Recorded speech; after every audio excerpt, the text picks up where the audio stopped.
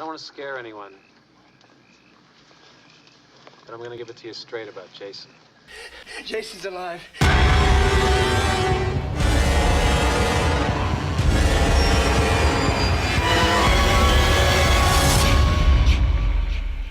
Oh, shit.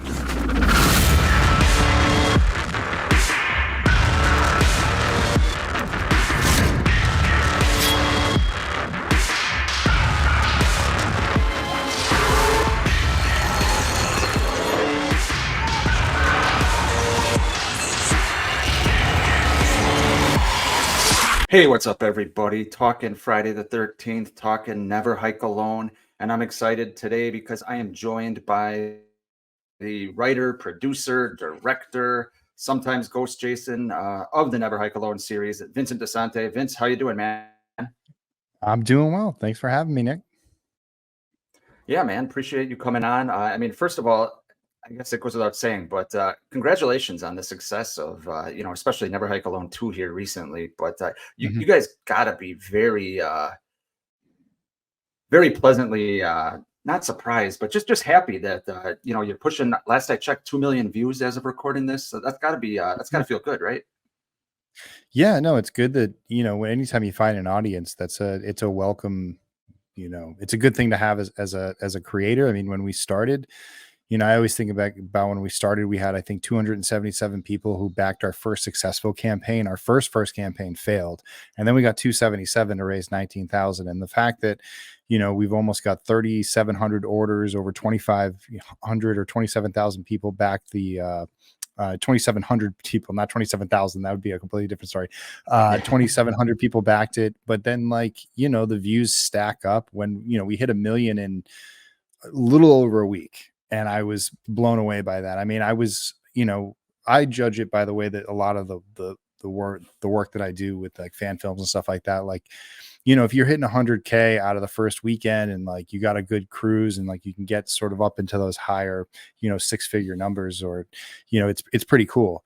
But it was crazy. I mean, I think maybe the 4th or 5th day, it had, I think, 200 or 300,000 views in one day. And for a film, you know what I mean? That's different than like a YouTube video that's maybe 10 minutes long. For something that's an hour, and 13 minutes, people stuck with it. I watched the metrics. I watched to see where people are dropping off and all that thing, but it's pretty cool. It's a pretty steady watch for most people. There are no dips. Like, people watch it, they stick all the way through.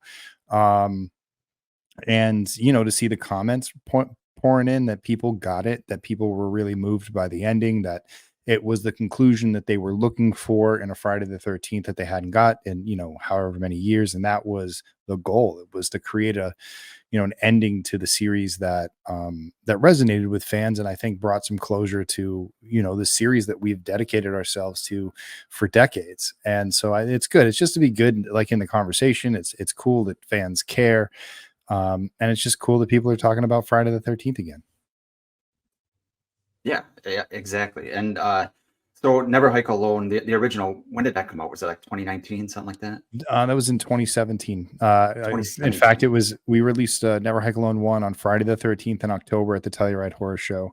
And then we released Never Hike Alone 2 6 years to the day, Friday the 13th at the Telluride Horror Show. So it was sort of like, we went through this chapter of Friday the 13th where it opened with one and it closed with the other. And, in between's been a crazy adventure of getting all these films completed, and slowly building each piece amidst, COVID and, other delays and other, just roadblocks in the way, and, just barreling through each thing and getting it done and being able to stand on the other side of it and say, there it is, and now it's time to celebrate and watch it and share it with fans. And hopefully it starts to, as time passes on, that more and more people add it to their Friday the 13th watch list when a Friday the 13th rolls around, or when the Halloween season rolls around, that they want, looking for something scary to watch, that they'll pull up the Never Hike Alone series and give our films another watch. But it's cool that people are jumping on it right now. A lot more people are discovering it. And it's cool. I mean, I think it's really cool for people to discover it now because they can watch it all in one fell swoop. They don't have to wait like many other fans had to. But at the same time, it's like I welcome all fans, like the fans that have been there since the beginning, the new fans that have showed up. So it's definitely a cool feeling. And, hopefully now we can take that into some of the work we're going to do with original projects. And, just as we grow the company and, grow what we're doing, that we have a cool and very passionate fan base built in now. Yeah, I remember right before Never Hike in the Snow came out, people kept saying, "Oh, are you ready for Never Hike in the Snow?" And I honestly hadn't heard of Never Hike Alone yet. And I was like, "What is that?" And so I gave it a watch, and I was like, "Oh shit, this is great." And then Never Hike in the Snow came out, and I remember it ending, and I think it ended with like a bang, right? Like in the Yeah, Jason's cabin or literally. whatever. And I was just like, yeah. I was like, "Fuck, man, it's only 32 minutes. What the hell?" And then I remember going on my channel. I was living in a different place, so I went down in the basement and put a review out. And I think a couple hours later, you commented on it saying, "Okay, well, don't worry about the length. We're doing this, this, and that." I'm like, "Fuck! I offended this guy. Why the hell's he watching this shit?" Oh, no. It's cool that you were able to kind of pivot, right? And because you originally planned on doing like I don't know if it was a 5-part series or something like that. But it's cool you're able to get an hour and 13 minutes, like you set out for this one. Yeah, no, it was, originally when we did Never Hike in the Snow before COVID happened, the plan was that we were going to roll into the first part of Never Hike Alone 2, the scenes where, Tommy on the dock, meeting up, going in and kicking all the doors in and sort of picking up where we left off in Snow to say like, yeah, Tommy was going to go do all these things. Tommy does do these things, but this is what it always results in. And it was sort of episode 2. And we wanted it to have a mini series type approach based on rules that we had researched for fan films. We had been, what I had researched, it said like, try to keep them at a half-hour length. At the time we were raising between $50,000 and $75,000 with our crowd funds that, told me that like, I know I could do like a good solid half hour with my crew, with the locations, all the costs that are involved. And so that's the way I originally planned it out. It wasn't, it was a result of the delay. It was a result of our fan base growing even more that I said, well, maybe if we raise 150 to get started, we may be able to make this into a full-length feature film. And at least we'll be able to get the first 2 parts done. And then we can figure out how to do the third part. If it comes to it, we'll just keep raising money. But luckily, Indiegogo has an in-demand setting, which if you hit your goal, you can continue to raise funds, and we're still raising funds. We're still paying for stuff in post-production. We're paying for stuff in, with the home video stuff, building new things, coming up with new perks, all that stuff, trying to get it ready to ship next year. We want to make sure everybody's stuff is, top notch, and, we're not cheaping out on stuff. So it kept going, but it also allowed us to like expand and do every single entry of the film. So instead of doing 3 more episodes, which if we had done it in 2020, hopefully would have been like Never Hike in the Snow would have been shot in the winter. Then Never Hike Alone 2 would have been shot over the summer. And then we would have started to release them in succession. So when they did release, you would have been like, okay, that's the end of episode 1. Episode 2 is coming out next week. Right. And so that way, when you end on a bang like that, especially when you're doing like a series, that's something good, like the first episode, the pilot episode of a sitcom or a mini series should leave a cliffhanger and be like, okay, I want to tune in next week and see what happens now. And we would have, done more stuff and gone and done those things, but we were literally not left out of our houses. And unfortunately, fans had to deal with the aftermath of waiting for a cliffhanger for over 3 years, which was never the original intention. But sometimes, you bite the bar and the bar bites you. Like we just had to take it, and we had to keep going forward. And, we always got those comments, and we got a lot of those sort of like people would ask about it. And it sort of was, I always knew that Never Hike Alone 2 was in the background. I knew where the story was going. I know how the rest of the story went. And I wish that I could just tell fans and just tell them like, don't worry about it. You're going to get the answers. They're all on the way. They're on the way. And luckily fans stuck with it. And, at the end of the day, we got to put Never Hike Alone 2 out. And then now when fans go back and watch, say, the Ghost Cut, and they watch, all 3 installments with Disappear, Never Hike in the Snow, and Never Hike Alone, and they have questions and they're wondering where things are going, then all of a sudden their questions are answered in Never Hike Alone 2. And that's something that Friday the 13th very rarely ever did, which was carry on storylines from previous films and have them, take place over 3 or 4 films. So this was something that we we sort of wanted to put forth to the Friday the 13th fan base. It's like, this is where Friday the 13th could be if the studios also followed a similar model. If they thought 3 movies ahead, if they were thinking in this, where they're setting one up in one film, it leads to the next film, and then it leads to a finale, then I think that that is going to be the best version of a Friday the 13th. That would be fun, because we're always expecting more.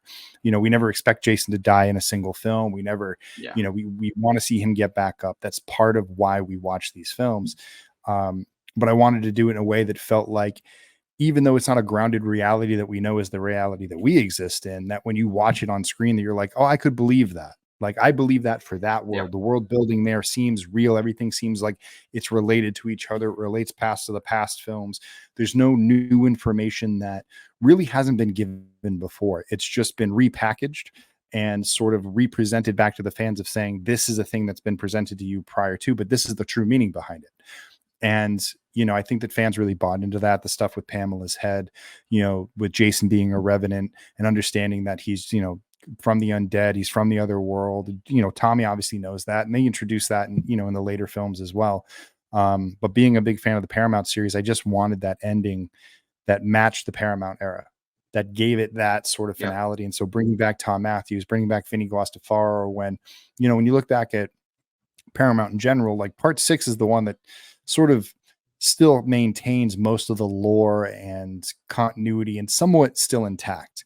You know, 7 and 8 are sort of, they kind of go off on their own rails, but you can kind of imagine that, like, there were one-off nights, you know, in between part 6 and what happens in Never Hike Alone. So I didn't want to necessarily get rid of them, but just sort of allude that they were events that happened that I'm not going to go try to explain, but they happened.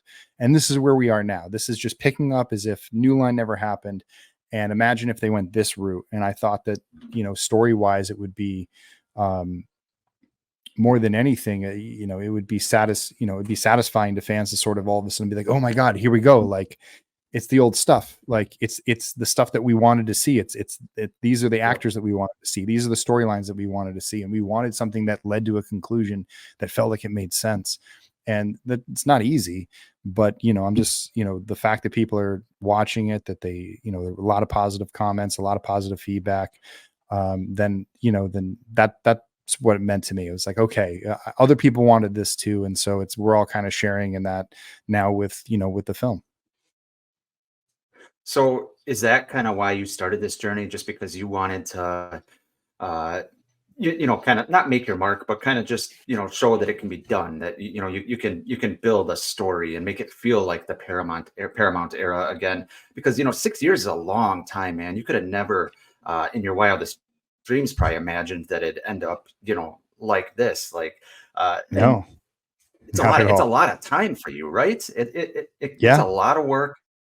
It's a lot of time. You're not making a profit. Yes, you're getting your name out there and things like that.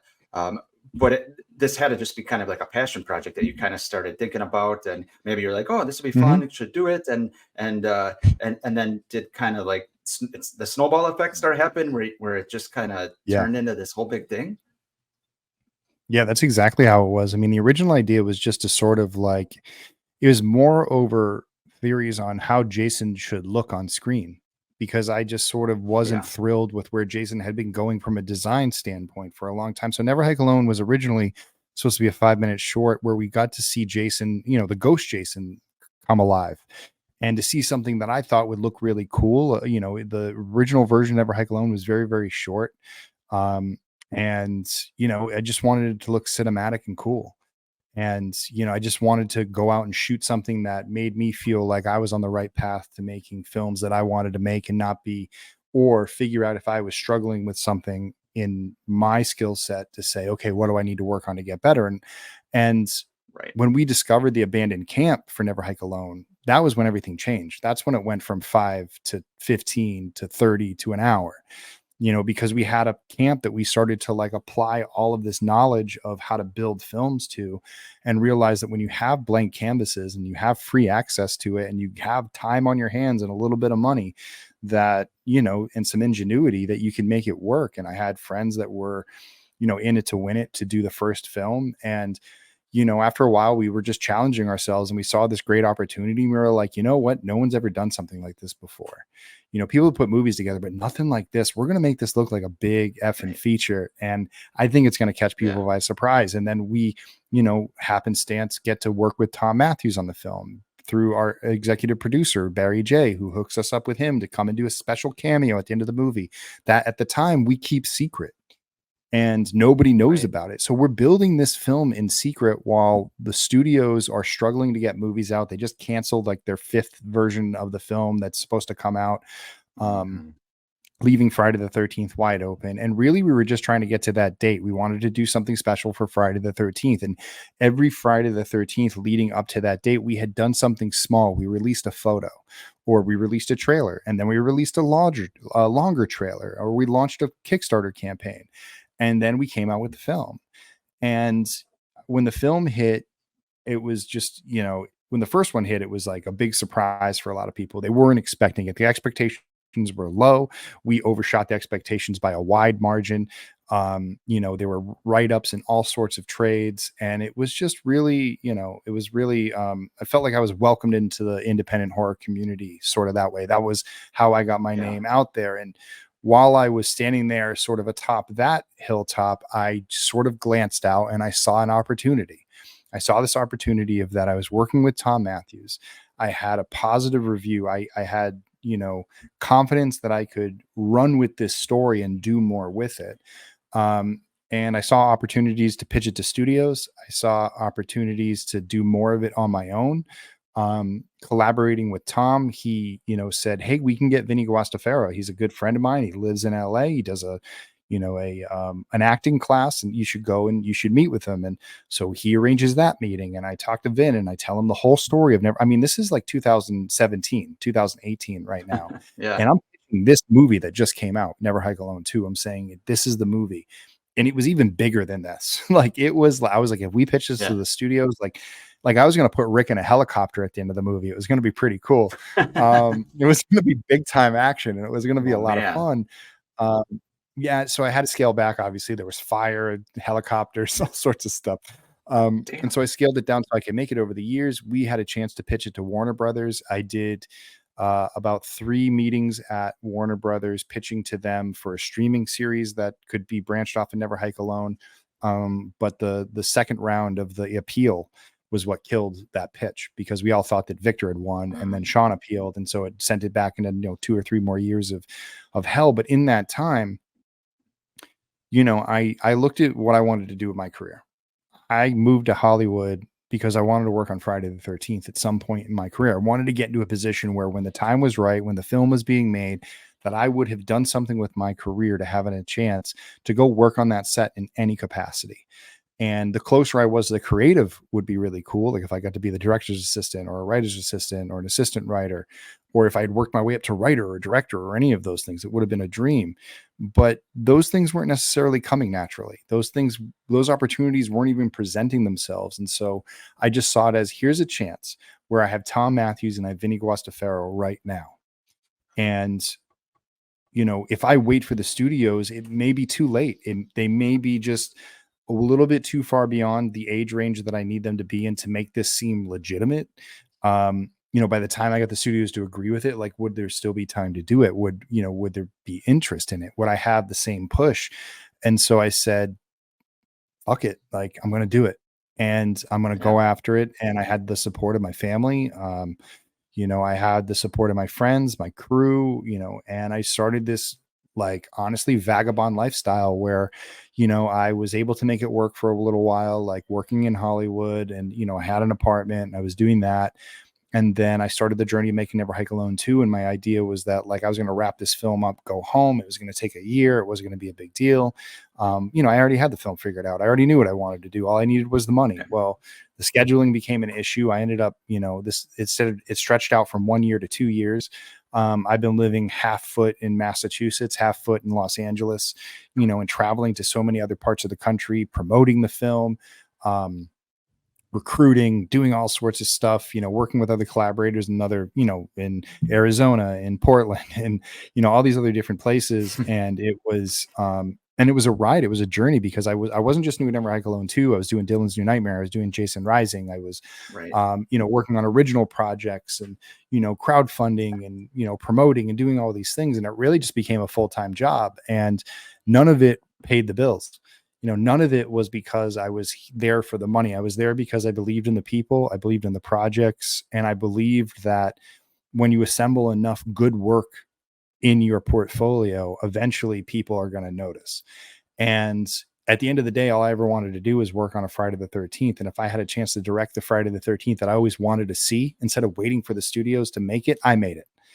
And I made it just how I wanted it for the most part. I wish I had a little bit more money. I wish I could have done a little bit more of the crazy ideas that I had up my sleeve. But at the end of the day, what was important is that it came down to those final scenes of, Jason destroying his own mother's head, Jason being beheaded, Jason being at the bottom of the lake, Tommy finding his closure, Andrew sort of, a new outlook on life, Diana getting the answers to her son, Rick finally, turning around, and after all these years of being an impediment, actually dies a hero. And so it was like, for me as a storyteller, being like, this is why we tell stories. We tell stories about people who are in one place, and then they travel throughout this movie and they end up in another place at the end. And so it was like, for me to do that in a Friday the 13th, which, as we know, original Friday the 13th don't have much of anything in character arcs or story arcs. It's just, they show up, they die, the movie ends, it repeats. And so I don't know. I think when fans live with characters for so long, we have emotional attachments to them. And so I started to attach my emotional attachment to the film and the characters. And I wanted it to come across on screen because I thought it would make a stronger product. And at the end of the day, I'm proud that I was able to do that. And this was the opportunity that I have. And now I can move forward in my career with this behind me. And say, I did it. I don't have to be like, well, I got to go work. I got to go do this, because you know what? Work's going to be waiting for me after this. And I got plenty of time to work on other people's films and do other things and all that stuff. But this was the rare window that I had to do this now. And people ask, like, why fan films? Like, why go through all that trouble and, make no money and do all that stuff? It's like, well, it's the experience. Like, one day we're all going to leave Earth. We're going to leave this mortal coil. And we want to look back on our life and say that we did the things that we wanted to do. And this is, like, more than anything, the thing that I wanted to do with my life. And I didn't sit around waiting for anyone to give me permission to do it. And so it's done. And now I get to move on. And I always get to say, like, well, whatever else happens, like, I did that. And, I did it with a group of people, but a lot of it was, I made the decision, I made the commitment. And now I have to, work my way out from where I'm at in as far as in my career and doing those things. And now I sort of, like, what's nice is I no longer have Never Hike Alone in front of me saying, well, when I interview for this job, I got to tell them that I need 3 months off to go make a movie. Like, I don't have to do that anymore. I can actually just go into these places and be like, yeah, I'm available all season. And the next project I do, I will just schedule it after that project. There's no rush. You know what I mean? Like, let me come work for this show. Let me go do this. I'll pre-production all season. And then when the season's done, I get a few weeks rest. I'll go out and shoot my thing. And then I have something for the festival circuit next year. And I have more work waiting for me in the professional world. And it's the best of both worlds. I'm making a living doing what I love. And then also getting to make films on the side and, do it at a level that, people want to watch. Yeah. And, the last thing you want to do is wake up 20 years from now and say, man, I wish I would have taken that chance. I had an opportunity. I had Tom Matthews. I had Vinny there. I should have done it. You don't have to do that now. No matter what happens, you don't have to look back and say, hey, I didn't take that chance, which is pretty cool. So you mentioned this a couple times, and there's one thing I wanted to talk to you about today that if I asked you anything, it was about this, and that's Mrs. Voorhees' head. So when I was watching Never Hike Alone 2, this is the one thing that I was mixed on when I watched it. So I literally, the storyline came up, and I literally said out loud by myself, I'm like, oh, that's interesting. And I did not know how I felt about it. But as time has passed, I've really, really liked the kind of creative decision there, because it just ties, correct me if I'm wrong here, but it ties it back to you know, part 2 and you know, kind of the OG portion of the Paramount era. You know, obviously this is a sequel to part 6, or you know, obviously 7 and 8 are in there as well, you said, but it's a reminder of kind of the lore of, you know, where we came from in this franchise, because it's been forgotten. You know, by the time you're in 7, 8, and certainly the New Line era, holy shit, I mean, you can't watch he part has 2, 3, regenerative 4, abilities. You know, they come up with all these different things for him and all these different excuses. And for me, you know, when I noticed that was that like the thing that was pushing with me was that these things were never introduced in previous films. They were something that was made up for those films that didn't feel like it was connected to anything else. And it felt like there's got to be a better idea than this, because this feels like a cop out. Those, like, you know, Jason having family all of a sudden that like tied into the way he was going to demise again. It felt like a cop out because previous films never set those things up. It was like all of a sudden it was, you know, suddenly here we go, Deus Ex Machina, here's how it's going to happen, and we don't need an explanation. And that works for some people, but for me, I was sort of I wanted something clever. And with Jason's, you know, usually, you know, the more research I did about, like, you know, because I did research for years about like trying to figure out like when was Jason's transference into being undead. It all started with that because, you know, for a while as a casual fan, I thought like, oh, he's alive for the first 4 movies, and then he dies, and then he comes back in 6, and then he's undead. But then it didn't really make sense for him to survive the stuff in the beginning. And then the more I thought about like him being alive in the woods and his mother also being around sabotaging things and them crossing paths and never talking to each other. And then people have said like, oh, no, they did know each other was alive. And I was like, that just doesn't have as much impact, or is it simplicity? And that's where I was going for. It was like the simplicity of the fact that like his death made her want to kill people, and her rage that when she died carried on into him and brought him back to life. And so he's always been undead. And yeah, we can't really tell like how he grew and all those things. And like, but at this point, like you're in such a supernatural, like once you get into the supernatural side of it, you can sort of just lean on the dark magic of it all. Like, not that someone's reading from the Necronomicon or any of that, but that he's a revenant. He's come back from the dead. He's sort of like, as you know, this walking beast, undead beast, he's sort of like come back in a way that has allowed him to grow. You know, he has kind of continued to go on, but what he's like is a Terminator who is back there with a fresh set of clothes, fresh skin, all that stuff, posing in society. But the more things that happen to him, they reveal what he really is. And, you know, I got to meet with Joe Zito once, and I asked Joe about, you know, sort of how he treated that balance. And he says, oh, Jason is completely dead throughout my entire film. He comes back from the dead in the morgue. That's the way I always kind of went with it. And I went, oh, really? So if you're doing that, well, why, you know, and I know that Steve Miner maybe didn't give a crap or like really like want to do any of that stuff, like with that stuff.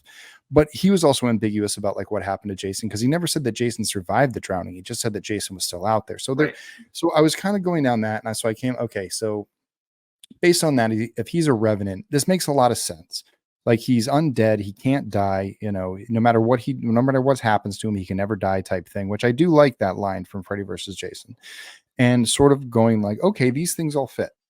Like, this all makes sense, but what is the thing that is like keeping him coming back? Like, what would you want to do to him that would make a difference from, you know, say all the other times that he's died in the films? Why does he keep coming back? What is the power that keeps coming back? And I thought about the Nintendo game, about how before you had to destroy Jason in the Nintendo game, you had to go destroy his mother's head. You had to go fight the head.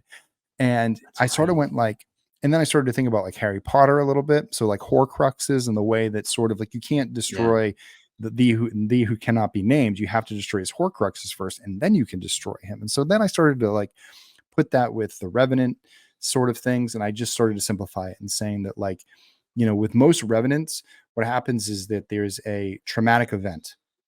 So, you know, with Jason's traumatic event, it was his drowning. He sort of haunted his mother.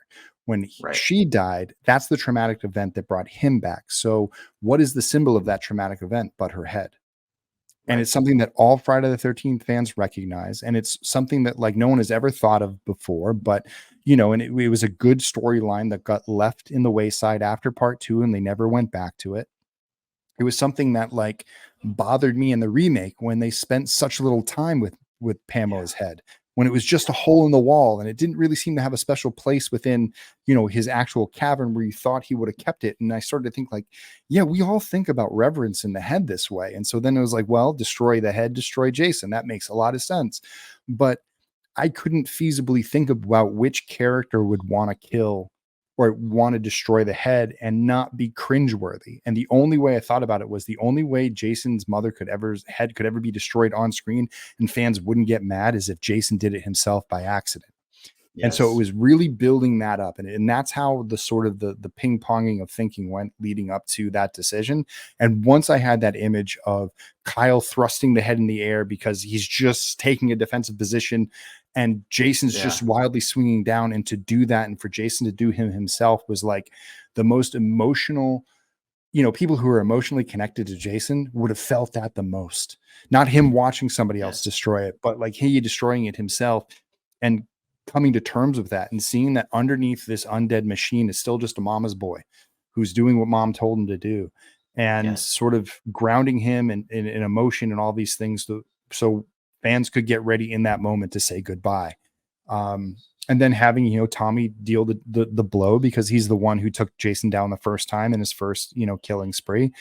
He took him down again and again. Like, what was nice is that Tom McLaughlin set up Tommy as someone who understood what he was fighting. He was reading all the books, he was doing all the research, so he was trying different things to put Jason away. And in part 6, he said, well, I got to return him to his original resting place, which is another clue as to he actually drowned as a child, because if that's his original resting place, well, he didn't survive the drowning and get back up. So it really helped with that to be like, okay, Tommy is trying things that make sense, like bring him to the original resting place and do that. But the missing part of the equation was bring him to the original resting place, but you got to destroy the head too. And so both of those things combined in Never Hike Alone 2 take what Tom McLaughlin set up and raise the stakes and sort of added the next thing that felt like it was a an evolution of a good idea into, an equally as good idea, something that felt like it met up with something that came before it, that didn't undo what happened, but we saw what happened. Like Jason got released from that grave by Tina. It wasn't his final resting place to be down there. It was just a prison. It was something that would hold him in place. So I looked at it as sort of this, as far as an equation, when you're looking at writing, as far as the rules go, the rules are if you can get Jason trapped at the bottom of the lake, he will go dormant and he will stay down there. But if you disturb his corpse, he will come back to the surface and he will wreak havoc. And so what Jason was able to avoid after part 8 was that he wasn't put to rest at the bottom of Crystal Lake. He was put the bottom of the rest of the Hudson River, or he was in that sewer. And so technically he could get back up, but being damaged and injured, it was just a long trip home for a long time. And when he got back home, he found his mother's head, set it back up, and just became the protector of that head. And the whole series, when you go back and watch the films, when you watch, Disappear and Never Hike Alone and Never Hike in the Snow, ultimately what he's doing is he's just guarding the head the entire time. And when Kyle goes into the room and he discovers the head, Jason attacks. When he's up there, when the kids show up at the camp, he's sitting there guarding the head. When somebody's walking around the camp, he's keeping an eye, trying to keep them away from that cabin. And that's what the secret has been this whole time, is that he's slowly but surely been revealing that that's been his true nature throughout this entire series, is that's how his mindset changed. He wasn't out there getting revenge. He was just trying to protect his peace, and he'd do anything to protect his peace. And only until he's lured out that he does that. But when he does that, the head becomes susceptible. And that's what in a blind rage, that's what he doesn't realize. And so we're working in like Jason having actual thoughts here and having an actual plan versus just like, oh, there are kids, let me go out there and kill them till one of them puts me down. He was methodical. He spent decades getting away with it. And that's what Never Hike in the Snow was about, was showing all of the things that need to happen for Jason to succeed. So Jason, executes somebody before they can escape. No one's going to tell the tale, gets rid of the body. There's not a corrupt police force, but there's a police force that doesn't believe in ghosts. They believe that the actual live blood person that keeps showing up at all these crime scenes is the person that's doing it, but they can't quite tie him to the crimes. The guy who thinks the monster is doing it can't prove that the monster exists. And because they can't get along and they can't communicate, they're each impeding each other from actually finding out the truth. And then you find somebody who's actually going to take Tommy for his word and goes in by himself to go do the investigation. He gets killed and goes missing, and so it's just showing how it's just this broken system in this town, and all of these things are allowing it to happen. And it isn't until all the forces come together and work together that they're able to solve you know, this plight that is ruining their town, which is them not being able to get along. When they finally get along, all get on the same page. That's how you know, how they eventually are able to defeat the evil that has been cursing their town for, you know, over half a century. Yeah, I never really thought about it like that, but now that you mention it, you know, it's subtle, but it's also obvious. You know, if Yeah. you think about it. So yeah, that's good. And just getting back to Jason's mom's head again, like even if you think about, you know, Friday Part Two, he's bringing bodies to the head. You see Terry's body, you Mhm. know, next to the shrine when he's over there. So it's been an important part. And the last we saw it was, you know, when it's winking at the camera. I think at the credits of Part Three, with Well, the luckily disco they music never there. actually had it. They never had it wink. But they did have the alternate Oh, one. that's right. I swear, like I Right. swear, I've seen that footage too. But people have talked Yeah. about it. But I wonder if I wonder if it's out there somewhere. If it's in one of the behind the scenes in the new box set. I don't know, but that'd be something to see for Yeah, sure. it could be. Yeah, right. Could I be. can. So I have another question about the way you kind of put Never Hike Alone 2 together. You know, the way you Mhm, weaved in the timelines while I was mhm, watching it, because, you know, obviously mhm, Never Hike in the Snow is a prequel. And then, you know, mhm.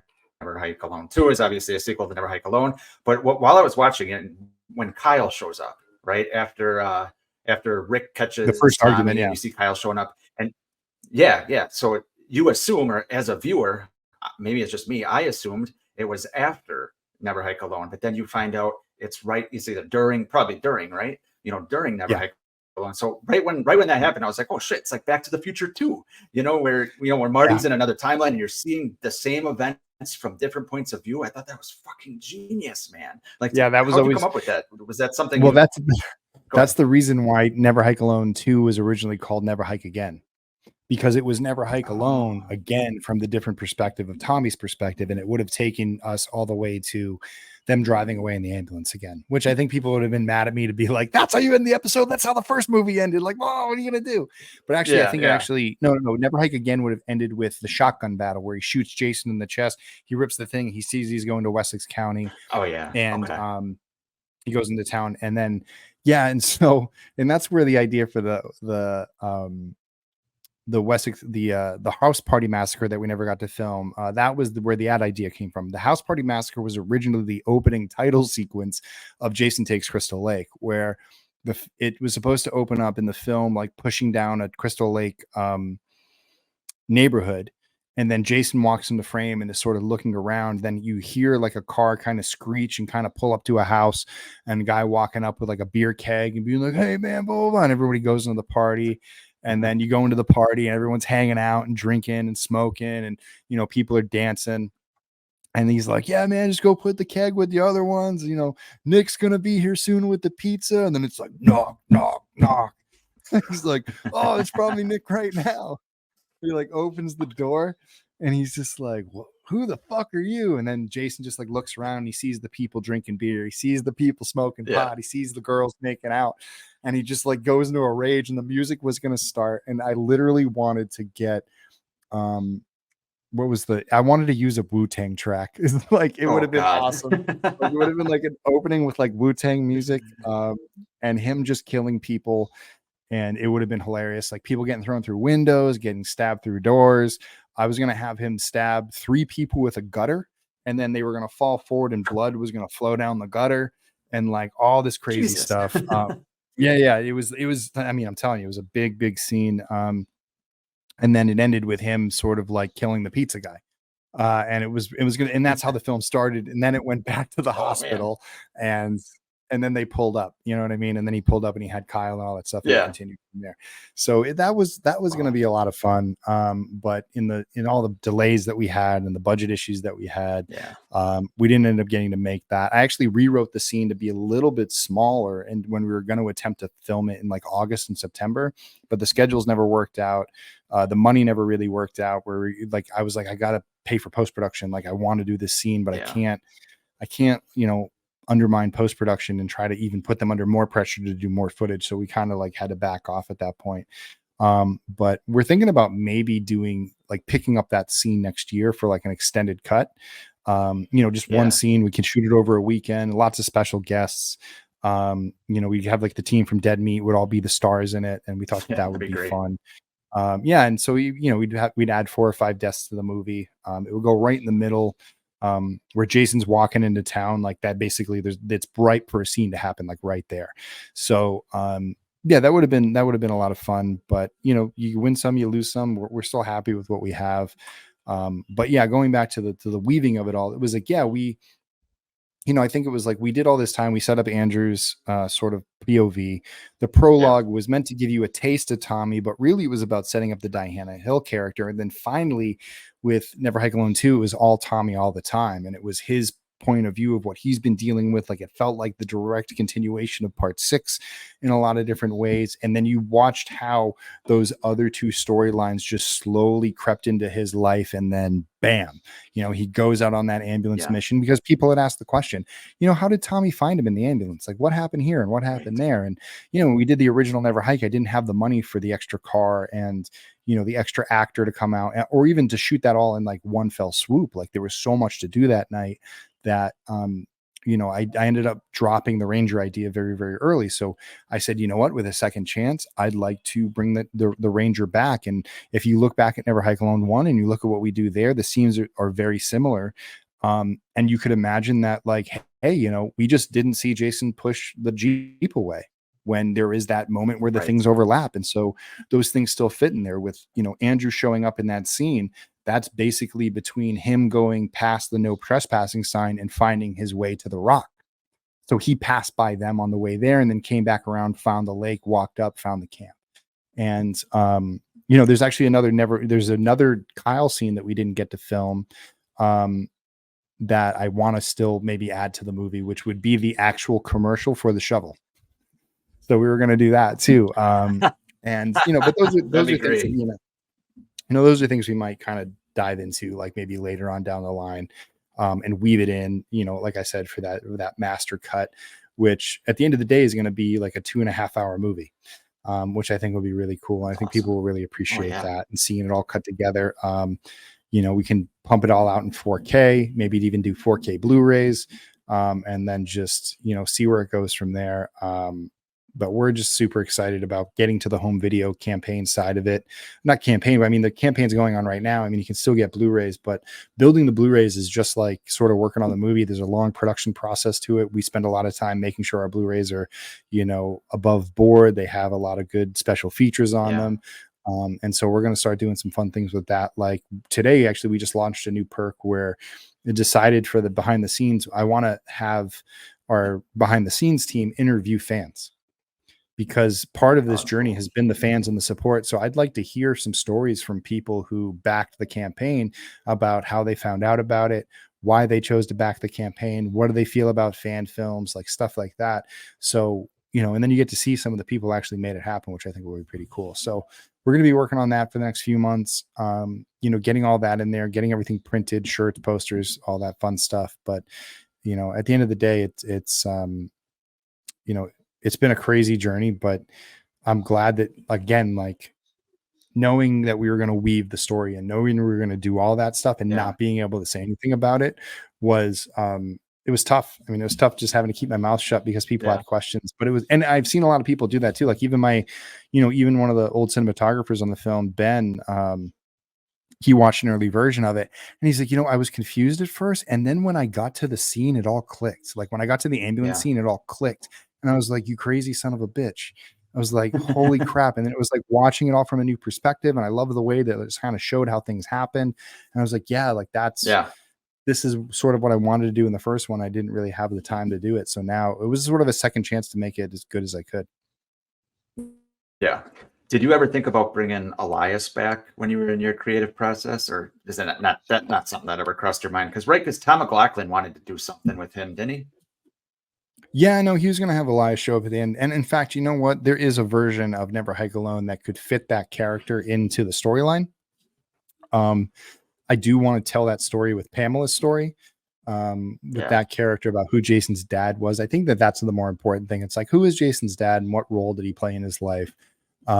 Which really wasn't anything because he was never a part of his life. So it was always just Jason and Pamela. And, for whatever reason, Eli left, them before they were even born, before he was even born, and sort of, went and had his own life type thing. But I think there's some there's some cool story sort of lines there that I've come up with that I think I'm going to turn into short stories, and I'm going to release those as like little short novels.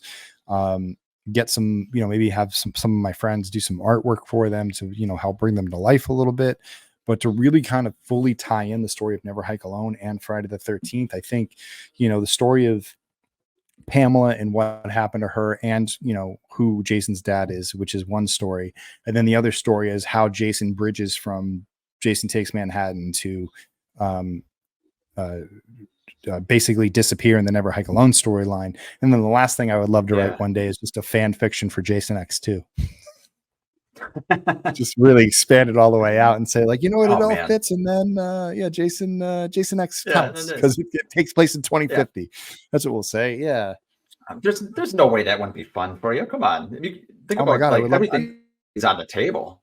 Oh, I would love it. I would love to do a Jason X story because I think it would be a lot of fun. I think that would be the fun Jason movie to make. I think that, stories about early Jason, young Jason, Jason's origin, that stuff should be grounded and scary and gritty.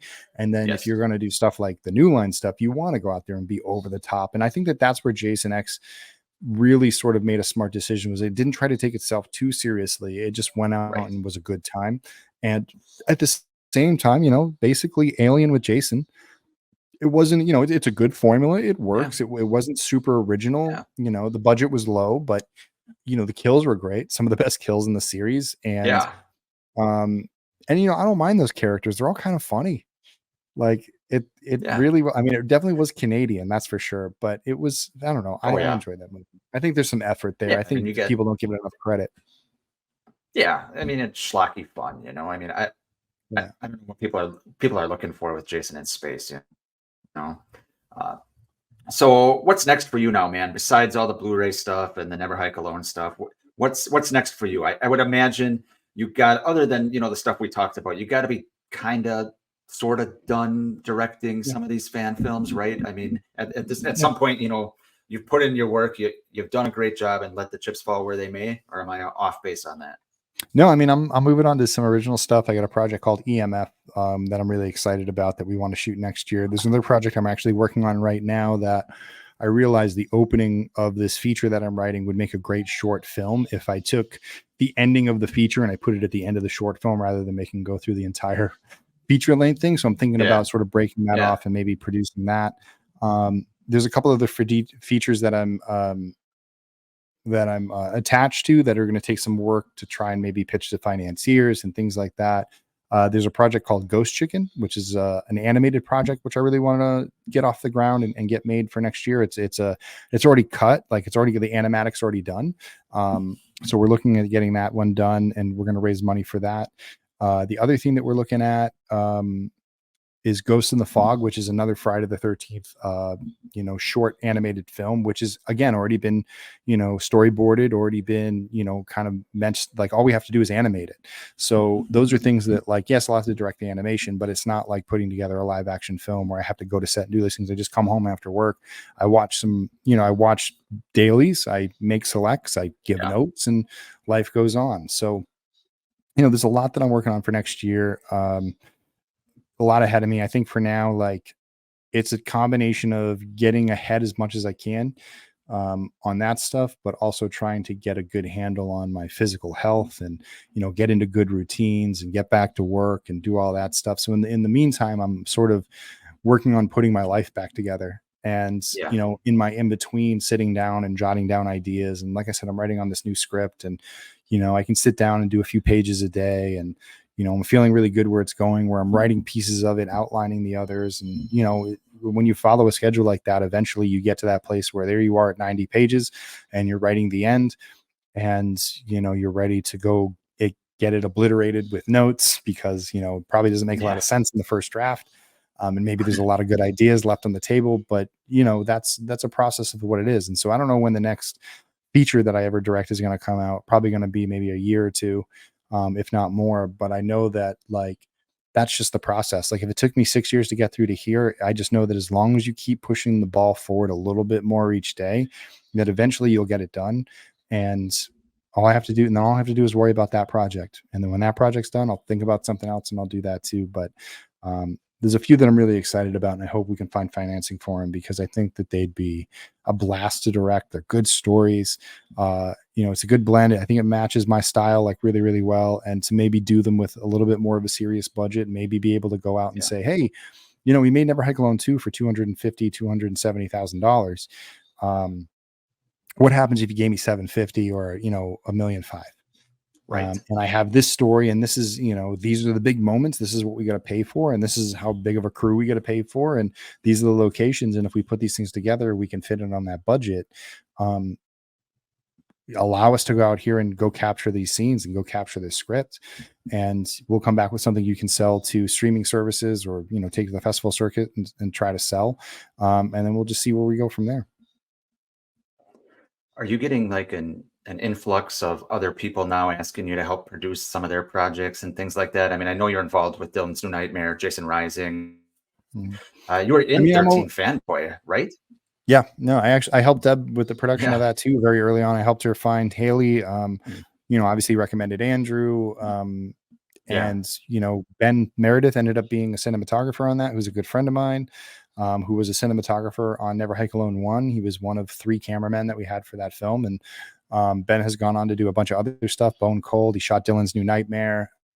He shot the Disappear music video. He actually shot the scene in Never Hike Alone 2 where Jason power walks into the lake, where he just drops off the end of the dock. That's me and Ben working together as a very thing. So, so I'm always here to help my friends. We have a production company. This is a group of people that they all just don't work for me. They all will work at my recommendation. If I make a recommendation, if I say, hey, this person has, a project that's worth working on, and they can pay you, and here's what they can pay you. Do you have a couple of weeks that you can come out and dedicate to this project? And I'm always there for them, because my stuff isn't always ready to shoot. And I have months and months in between to not do much other than write and prep. So in the meantime, if I help them, it also helps me, because it keeps my tools sharp. I learn new things on their sets. They're making different kinds of movies. So it's, it just keeps me sharp as a filmmaker, because I'm out there. It's like, you can't play the game if you're not on the field. So it keeps me on the field. And so when I get out there for my productions, I'm like, battle worn, you know what I mean? I'm already got the scars. I'm already ready to go, and nothing's going to surprise me, versus like being out of set for a long time and then showing up and be like, oh yeah, I remember, this is really hard. These days are long. It's like when you do it, less surprises. And you're just sort of like in that mindset. It's like in that game mode mindset.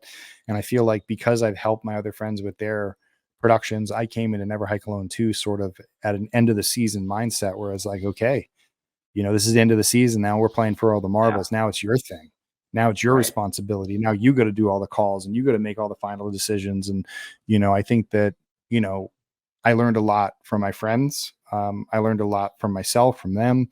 And that's what helped us get through Never Hike Alone 2, because if we weren't on our toes and if we weren't there to react, and I didn't have a good team, like each stepping in at different points of time, like contributing to the film and the production and fixing issues, then we would have never gotten through this. And if we had sat back on our heels just even once, I don't know if we would have made that Friday the 13th date at all.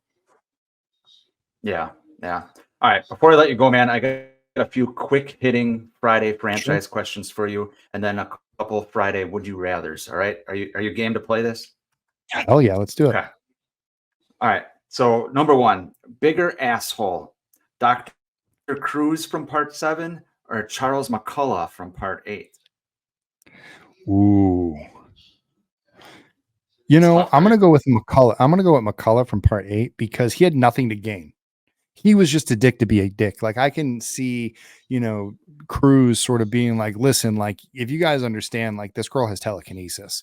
This could be the biggest discovery of all, man. Like this is like, honestly, like if he could have got her to focus on, be like, stop, like if he could have actually done the other half of his job and been a good doctor, like there was something actually to like push for. He just got lost in his own sort of, I think the same thing that sort of what Rob Zombie did with Loomis in his films, sort of like going after the fame rather than helping his patient. But like McCullough was just a dick from the beginning, even from a little age, like pushing his daughter into the lake. I mean, pushing his niece into the lake, to just being a jerk to her to the whole movie, being a jerk to kids the whole movie. He isn't nice to a single person in that film.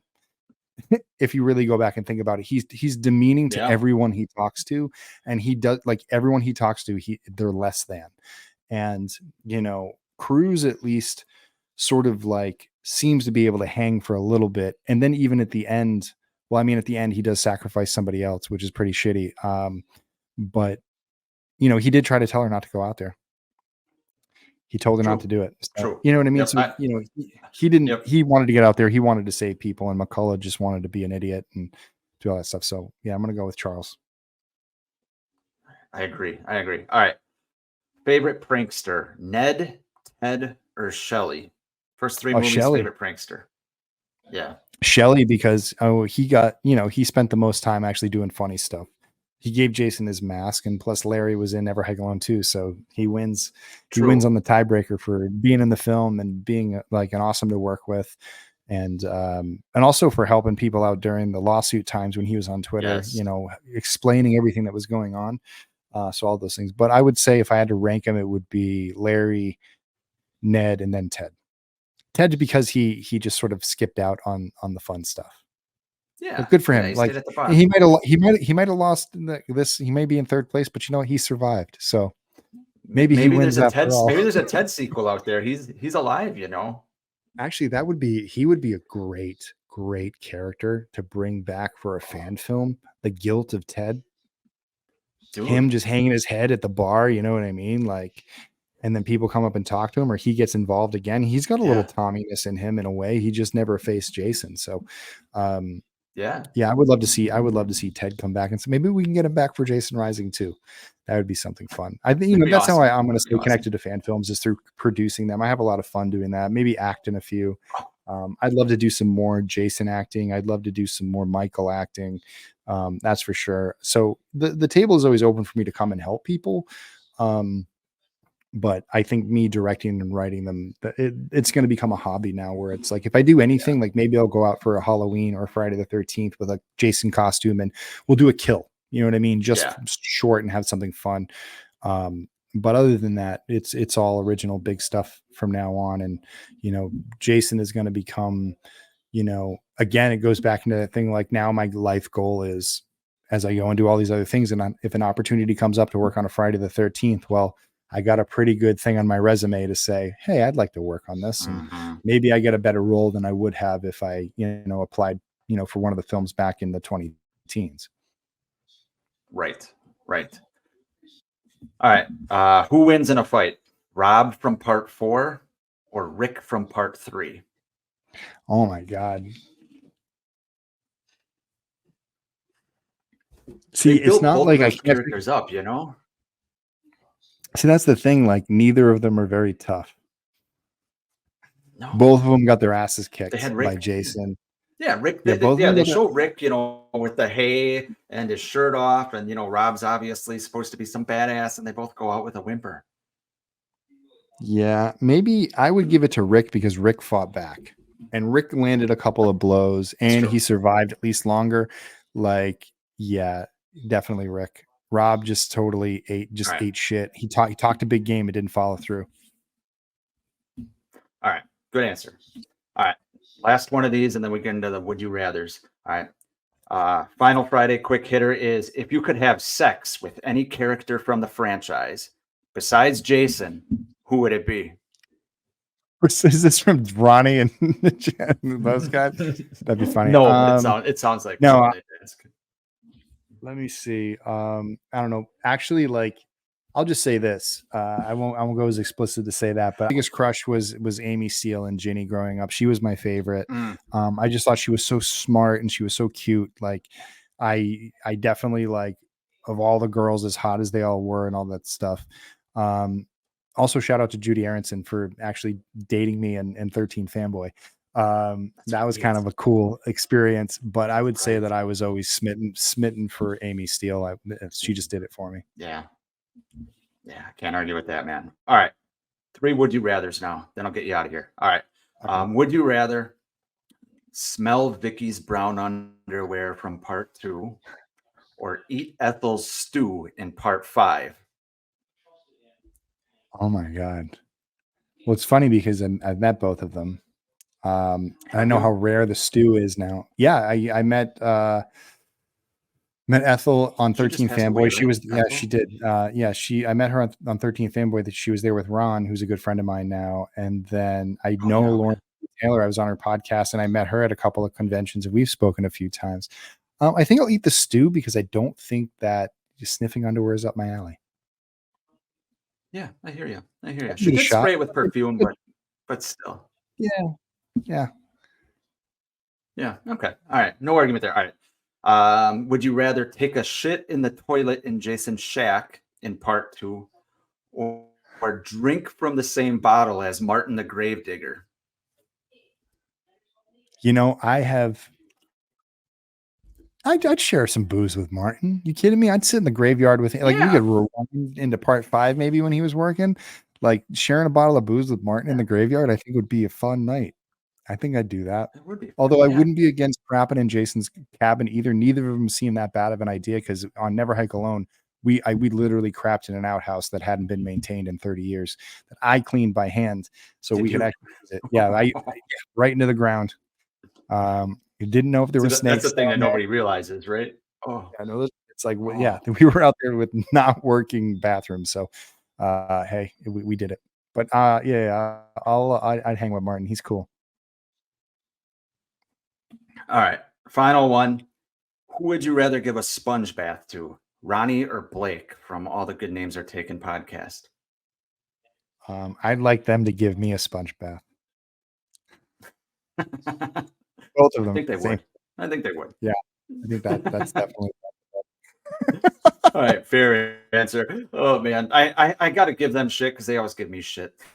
I know. So, but Vince, all right, you've been a champ. You've been an absolute pleasure. So, really appreciate you being on here, taking the Yeah, time. thanks I know for you're a having me. busy Man. I really do guy. appreciate I know you. Yeah, I wish you the best of luck. And if the studios don't pick you to direct the next Friday film, well, hopefully they get you involved in some capacity, because I think what you've proven is, the fans want a story like you've given them, and the fans, are willing to donate their own money to get a high quality product and a high quality story. So, I mean, at the very least, I hope you're proud of that, even if you don't get the opportunity.